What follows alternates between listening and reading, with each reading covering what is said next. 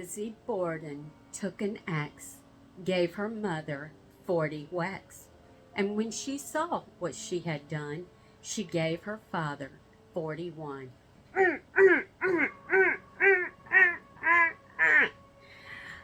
Or did she? Yeah, it's not quite true. It's a good song. It was made up a long time ago, and it's been heralded as the Lizzie Borden song forever. You're going to see my granddogs periodically because they are spoiled rotten and they want to get in on things. No, you've got to sit down. Okay, we're going to talk tonight about Lizzie Borden.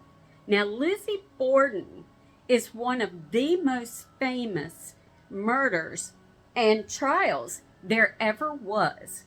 So we're going to talk about her tonight, and hopefully you get some new facts. Maybe you won't, but maybe you will. But we're still going to talk about her. Lizzie was born in Fall River, Massachusetts, and she lived there her whole life. Andrew Borden, her father, he was a very wealthy businessman. He was very notoriously frugal. He did not like spending any of that money, but he was wealthy. He was so frugal with his money that he did not have electric or plumbing in his house. Can you imagine that? Lizzie and her sister had to go to school, and everybody knew that they didn't have any electricity or bathroom in their house. I guess it was an outhouse, whatever. But what's interesting is Lizzie's father earned his money not only from real estate, but in furniture and, get this, coffins. Yeah, coffins. I didn't know that. Maybe you did, but I didn't know that. At the time, Andrew's estate was worth roughly between $300,000 and $500,000. Now, in today's market, that would be 10 to 15 million. So to say he was wealthy is an understatement. Andrew said that he was only giving a small portion of his wealth. When I say small, there's reports up to $5. They're small. To his daughters, Emma, I think her name is Emma, and Lizzie. They weren't happy about that. They did not like their stepmother at all, and they refused to call her mother. So they called her Mrs. Borden. It was said that Andrew was going to give an inheritance to Abby's kids. All right, the key point here is Andrew was said to have died after Abby by a few minutes, which meant that Abby never inherited his money. She died and it went straight to Lizzie and her sister. Whew, that was a close one.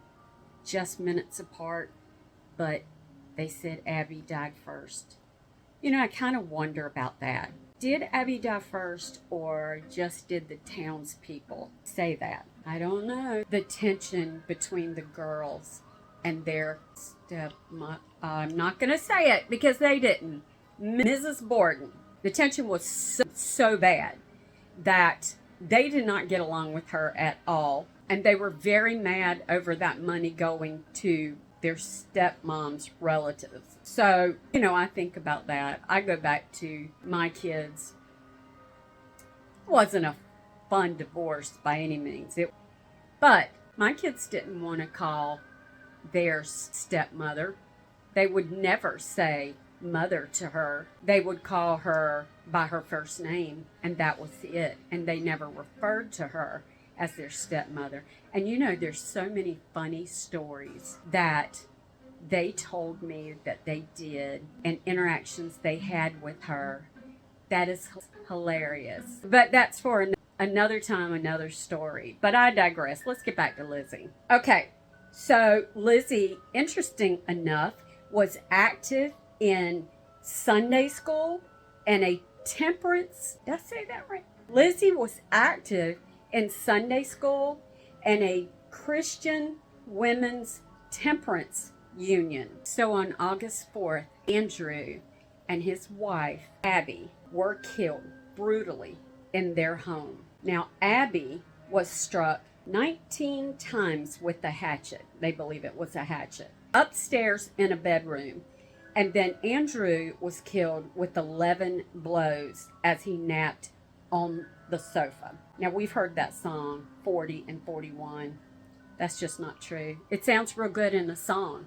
That's what it was. I still like that song. I sing it once in a while, even when I'm not talking about this. So Lizzie, who discovered her father's body, became the prime suspect because she was the only one home at that time, and she didn't have an alibi. So she was arrested, and she stood trial in 1893. So let's talk about some of the evidence that was against her.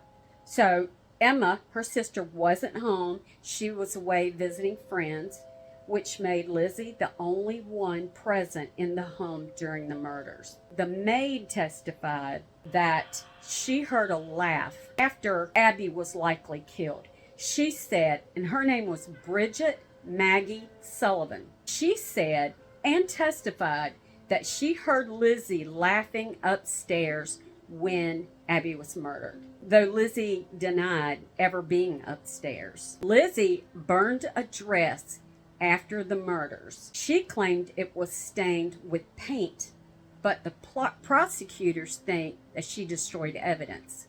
What do you think? Paint or blood?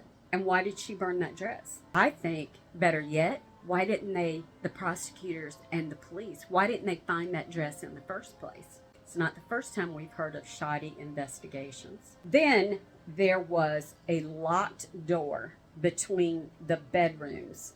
Lizzie and Emma's room was connected to their father's room by a door, and Andrew kept it locked at all times. In court, they said it symbolized the emotional wall that was in the family. I never read anything about a psychiatrist being in there, so I think that's a reach.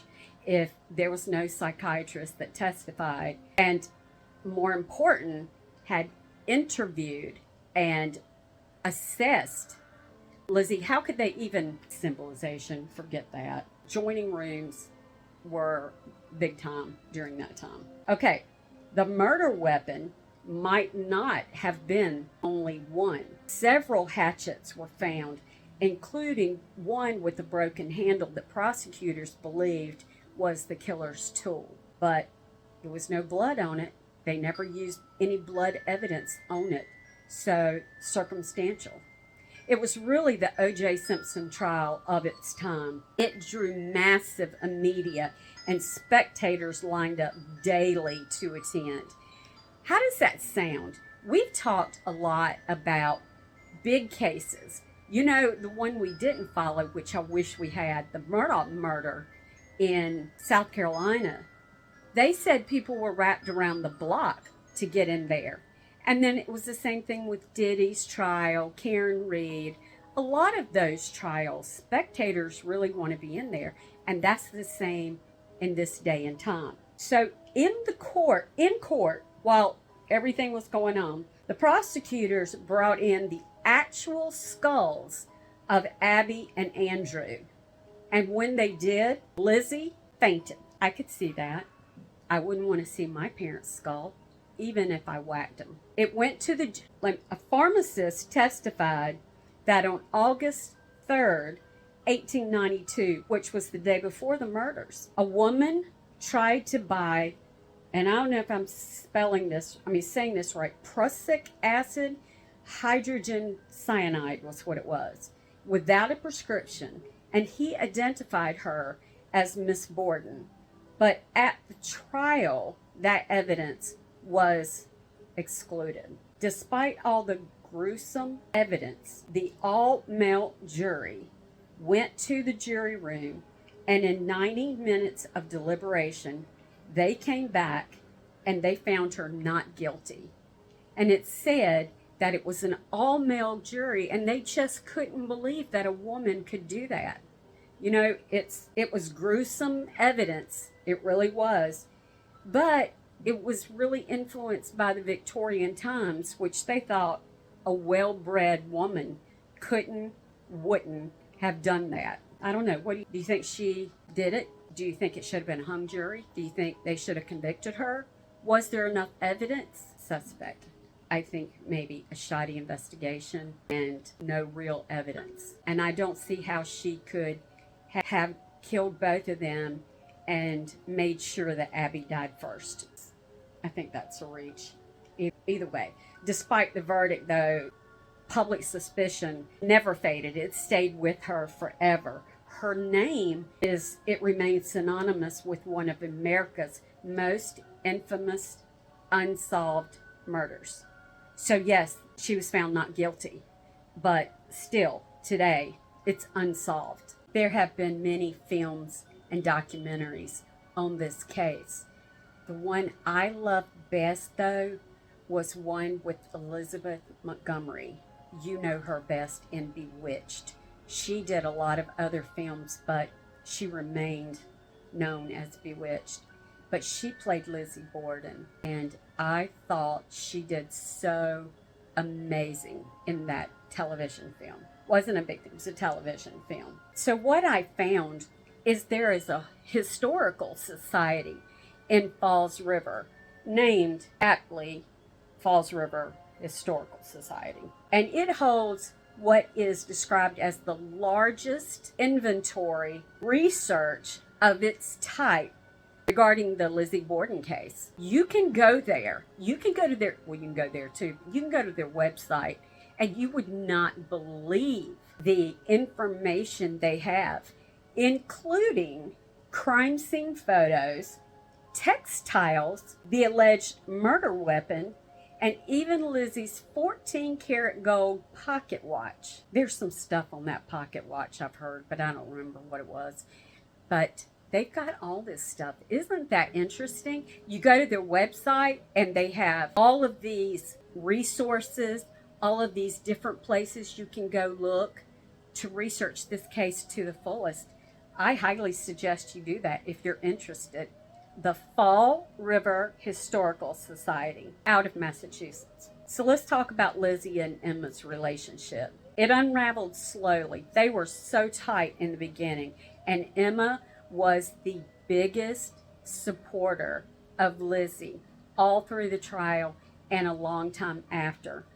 But then something happened in 1905. It was likely a fight over a growing relationship between a young actress named Nance O'Neill, not Nancy, Nance, unless they pronounce the E as E, Nancy, but it's spelled Nance O'Neill. She befriended her and hosted her in Fall River. And it was a very unusual relationship, especially for Emma. So apparently there was a falling out and Emma moved out. From that point forward, there were Victorian whispers about that friendship that were so scandalous. I think you know where we're going. That Emma, of course, being very conservative and private, she moved out.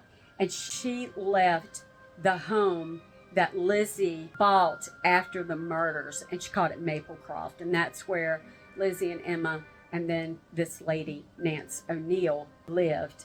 And then finally, Emma left. So that's kind of the story to that. When Lizzie died in 1927, she left Emma a modest inheritance, but no personal note or reconciliation attempt. Emma, for her part, outlived her sister, are you ready? For only a few days. She died in seclusion in New Hampshire. It's poetic, but really sad, isn't it? To a very tight and thought unbreakable bond. So, ladies and gentlemen, that is our Halloween depiction of Lizzie Borden. Stay tuned because there's more Halloween stories to tell. Until then, you may step off the witness stand.